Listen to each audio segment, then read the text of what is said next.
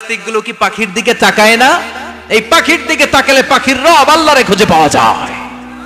পাখির দিকে তাকালে, মুক্ত বিহঙ্গের দিকে তাকালে কেমন করে পাখিগুলো উড়ে যায়। এই পাখিগুলো আকাশে ধরে রাখে কে? মা ইউমসিকুহুন্না ইল্লার রহমান। ওই রহমান ছাড়া কেউ পাখিগুলোরে শূন্যে ধরে রাখতে পারে না। কত শত আয়াতে যে আল্লাহ পাখির কথা বলেছেন হিসাব নাই। কত ধরনের পাখি যে আল্লাহ বানিয়েছেন কোনো হিসাব নাই।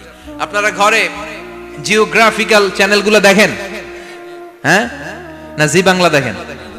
স্টার জলসা, কিরণমালা কি দেখেন? জিওগ্রাফিক্যাল চ্যানেল দেখবেন। ওখানে দেখবেন একটা পাখি আল্লাহ তৈরি করেছে, পৃথিবীর সবচেয়ে ছোট পাখি, নাম হলো হামিং বার্ড। কি নাম? The smallest bird ever in the world. সবচেয়ে ছোট। এটা প্রাপ্তবয়স্কে 3 থেকে 5 ইঞ্চি লম্বা হয়। এটার পূর্ণ যৌবন এটা লম্বা কতদূর? 3 থেকে 5 ইঞ্চি। এটা প্রতি সেকেন্ডে ডানা ঝাপটাতে পারে 80 বার। কয়বার? আমাদের ডানা আছে না 2টা। আপনি আপনার ডানা 1 সেকেন্ডে কয়বার ঝাপটাতে পারবেন? হ্যাঁ, আমি ঝাপটাইলাম, কয়টা হয়েছে 1 সেকেন্ডে? হ্যাঁ, 3টা 4টা ঝাপটা দিতেই আমার সেকেন্ড শেষ। কিন্তু এই পাখিটা প্রতি সেকেন্ডে তার 2 পাখা ঝাপটায় কয়বার? পৃথিবীর সব পাখি সামনে ওড়ে, তো এই পাখি সামনে যেমনি ওড়ে, এট দ্য সেম টাইম এই পাখি পিছনের দিকে উঠতে পারে। সুবহানাল্লাহ। বাড়িতে যাই বললেন। ইউরোপের আল্পস পর্বতমালায় গুগল করবেন যে আজকে গুগলে লিখবেন যে আলপিন সুইফট একটা পাখি আছে। এই পাখিটা একবার যখন শূন্যে উড়াল দেয়, উড়ন্ত অবস্থায় এটা আকাশে 6 মাস থাকতে পারে।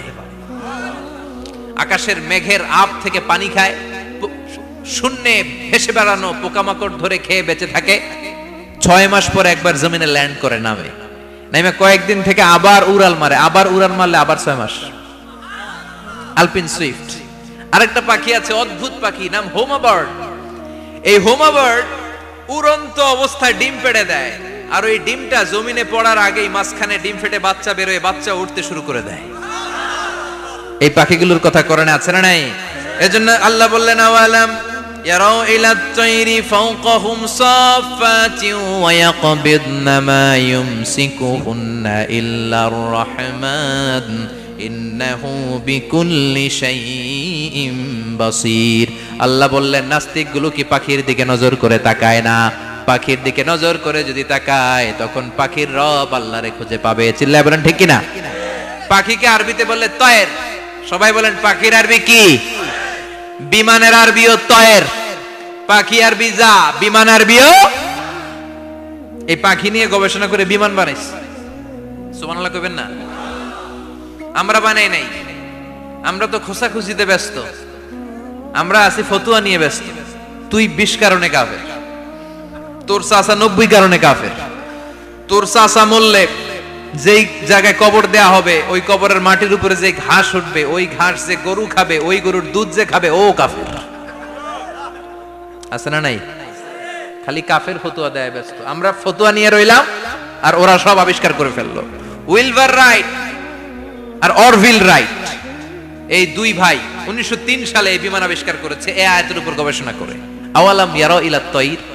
ওরা কি পাখি নিয়ে ভাবে না? আমাদের তো ভাবার সময় নাই। আমরা আছি মদ নিয়ে, আর নারী নিয়ে, আর জুয়াবাজি নিয়ে। চিল্লায় বলেন ঠিক কিনা? এমন অনেক মন্ত্রীদের হোটেল আছে যেখানে পতিতালয়ের আড্ডাখানা। চিল্লায় বলো ঠিক কিনা? মুসলমান রাজ মদ আর নারী নিয়ে ব্যস্ত, আর ইহুদি খ্রিস্টানরা আমাদের সব ঐতিহ্যকে ধারণ করেছে। উইলবার রাইট অরভিল রাইট গবেষণা শুরু করে দিল। পাহাড়ে শুয়ে শুয়ে 2 ভাই খালি পাখির ছবি আঁকে, কেমনে পাখিগুলো ডানা ঝাপটা মেরে ওঠে, কেমনে নামে। গবেষণা করতে করতে করতে প্লেন বানায় ফেললো 1903 সালে। আজ থেকে 100 বছর আগের স্টোরি শোনাচ্ছি আপনাদের। তখনকার বিমান এখনকার বিমানের মতো ছিল না। আপনি দেখবেন যে শুরুতে বিমান কেমন ছিল। শুরুতে ভাঙ্গাচুরা 2টা পাখা নিয়ে একটু উড়ে আবার ধপাস করে পড়ে, কিন্তু আশা হারায় নাই, আবার উড়ে ধপাস করে পড়ে। আমেরিকাতে সুবিধা করতে পারেনি। ফ্রান্সের এক কিং তাদেরকে ডোনেট করেছে বিপুল অঙ্কের টাকা দিয়ে। তারা প্রথম ফ্রান্সের একটা শহর থেকে আরেকটা শহরে পৃথিবীর প্রথম প্যাসেঞ্জার প্লেন নিরাপদে ল্যান্ড করেছে। মানুষের উড়ার স্বপ্ন সফল হতে শুরু করলো। এখন বিভিন্ন ধরনের বিমান একটার পর একটা শুরু হয়েছে। এই পৃথিবীর সবচাইতে দ্রুতগামী যে বিমানটা আগে ছিল, নাম ছিল কনকর্ড, যাত্রীবাহী বিমান। এটার পরে এখন একটা বাইরে হইছে বোম সুপারসনিক। কি নাম? Bomb supersonic. এত স্পিডে চলে, এই মাত্র দেখলেন এদিকে, এরপর দেখবেন নাই ওইদিকে। সুবহানাল্লাহ পড়েন। কি বিশাল বিশাল ডবল ডেকার গুলো নিয়ে শূন্যে উড়াল দেয়। A3 এয়ার বোয়িং A380 বর্তমান পৃথিবীতে সবচেয়ে বড় প্যাসেঞ্জার বিমান। কার্গো বিমান তো এগুলোর 7-8 ডবল বড় হয়। I am talking about the passenger plane A380। 525 জন যাত্রী নিয়ে এটা শূন্যে উড়াল দেয়। 525 জন যাত্রী, কেবিন ক্রু, পাইলট, বিমানের ওজন, খাবার দাবারের ওজন, ফুয়েলের ওজন, 525 জনের লাগেজ টাগেজের ওজন, এই সব নিয়ে শূন্যে উড়াল দেয়। সুবহানাল্লাহ কইবেন না? এই বিমান আবিষ্কারের আগ পর্যন্ত গোটা বিশ্বব্যাপী সব দেশে দেশে ছিল সেনাবাহিনী আর নৌবাহিনী। বিমান আবিষ্কার হওয়ার সাথে সাথেই শুরু হয়ে গেল বিমান বাহিনী, air force, military.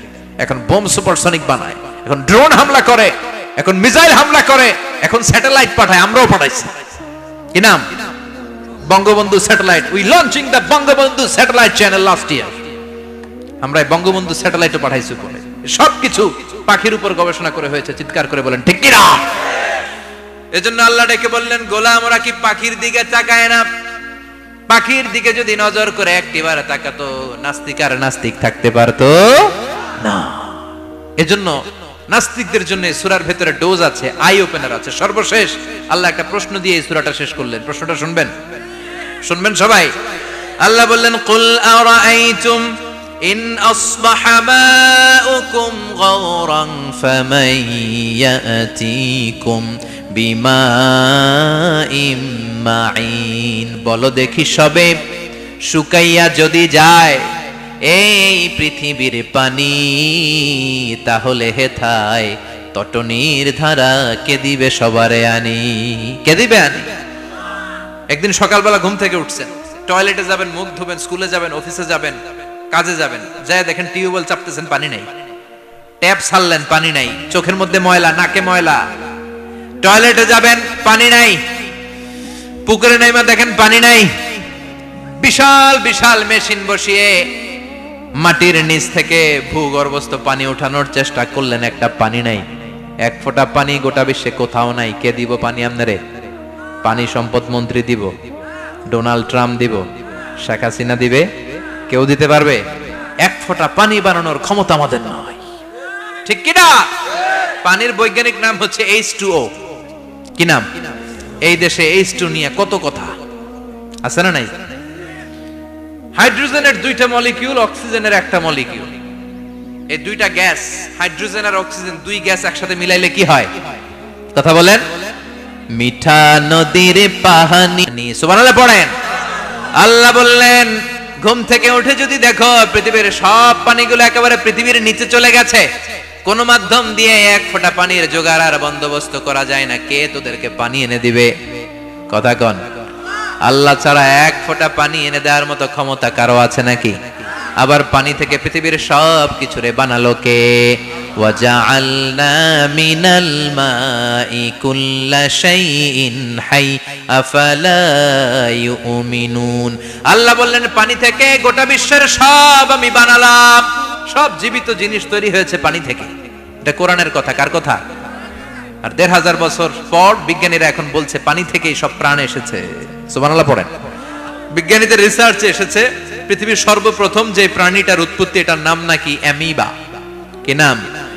It's a very small unicellular organism in the world. এককোষী শৈবাল অ্যামিবা এসেছে পানি থেকে, ওদের কথা। তারপরে এসেছে জুপ্লাঙ্কটন, ফাইটোপ্লাঙ্কটন, ব্যাকটেরিয়া প্লাঙ্কটন, একটার পর একটা ডেভেলপ করেছে। সব এসেছে পানি থেকে। পানি নাই তো কিচ্ছু নাই। পানি হচ্ছে প্রাণের ব্লুপ্রিন্ট। চিল্লায় বলেন ঠিক কি না? পানির মধ্যে সব প্রাণের অস্তিত্ব রেখে দিয়েছে কে? আবার ফলের মধ্যে আল্লাহ পানি দিয়ে বললেন, আন্না সাবাবনাল মাআ সাব্বা। যেখানে যতটুকু পানির দরকার, রসের দরকার, সব রস দিল কে? ক্ষীরার ভিতরে পানি আছে না নাই? কলার ভিতরে, আপেলের ভিতরে, তরমুজ, তরমুজ তো পুরাই পানি। কথা কন। ডাবের ভিতরে কে দিল? নাকি আমনে বানাইছেন? কেউ বানাতে পারে? এই পানিগুলো দিল কে? আবার আল্লাহ বললেন, মারাজাল বাহরাইনি ইয়ালতাকিয়ানি বাইনাহুমা বারযাখুল লা ইয়াবগিয়ান ফাবিআইয়ি আলাই রাব্বিকুমা তুকাযযিবান। দুই দিকে সাগর বয়ে যায়। একদিকে একদিকে এলো না পানি, একদিকে মিঠা পানি, একসাথে সাগরটা বয়ে যায়, কিন্তু মাঝখানে এমন ব্লকেজ, একটার পানি আর একটার সাথে মিশে না, আটকায় রাখলো কে? দেখছেন আপনারা কোথাও এটা? কই দেখছিলেন? গোয়ালন্দ,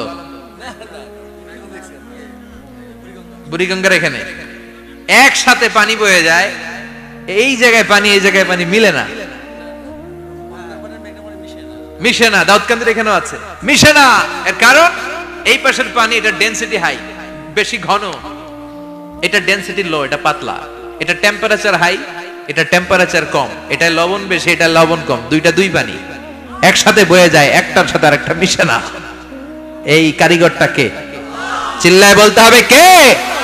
সেজন্য আল্লাহ বললেন, গোলাম পানি দিয়ে আমি বানালাম, পানি ছাড়া বাঁচবি না, এজন্য সব জায়গায় পানির ব্যবস্থা করে দিয়েছে কে? আবার বেশি পানি হলেও মরার ব্যবস্থা আছে না নাই? সাইয়েদনা নূহ আলাইহিস সালামের কওমকে বন্যা দিয়ে ধ্বংস করেছে কে? এজন্য পানি চাইবো কার কাছে? কথা কন। আল্লাহ মেঘ দে পানি দে, ছায়া দে রে তুই, আল্লাহ মেঘ দে। সবাই পড়েন না? আল্লাহ মেঘ দে পানি দে, ছায়া দে রে তুই, আল্লাহ মেঘ দে। দেয়ার মালিক একজন, তিনি কে? চাইতে হবে কার কাছে? সব ক্ষমতার মালিক কে? নাকি আমরা? আমরা ক্ষমতার মালিক আর জীবনে কোনোদিন বলবেন? মানুষ সকল ক্ষমতার উৎস, এই কথা কোনোদিন বলা যাবে? সকল ক্ষমতার একচ্ছত্র নিরঙ্কুশ মালিকানা একজনের, চিৎকার করে বলতে হবে তিনি কে? বিপদে আপদে সবসময় আমরা তার কাছে চাইবো, তার কাছে ফিরবো। আল্লাহ আমাদের সবাইকে কথাগুলো বুঝার ও আমল করার তৌফিক দান করুন। আরো জোরে পড়েন আমিন। যতগুলো কথা বললাম কোরআন সুন্নাহর আলোকে বলেছি, বানিয়ে কিছু বলি নাই। তারপরেও আমার মনের অজান্তে কোনো মিস ইনফরমেশন যদি আমার মুখ ফসকে বেরিয়ে যায়, সেগুলো যেন আল্লাহ তাআলা আপনাদের স্মৃতিপট থেকে মুছে দেয়। পড়েন আমিন। সত্য সুন্দর হকের পক্ষে যা বললাম তার সব যেন আল্লাহ আমাদের সবাইকে আমলের তৌফিক দান করে। আমরা পড়ি আমিন। আল্লাহুম্মা আমিন।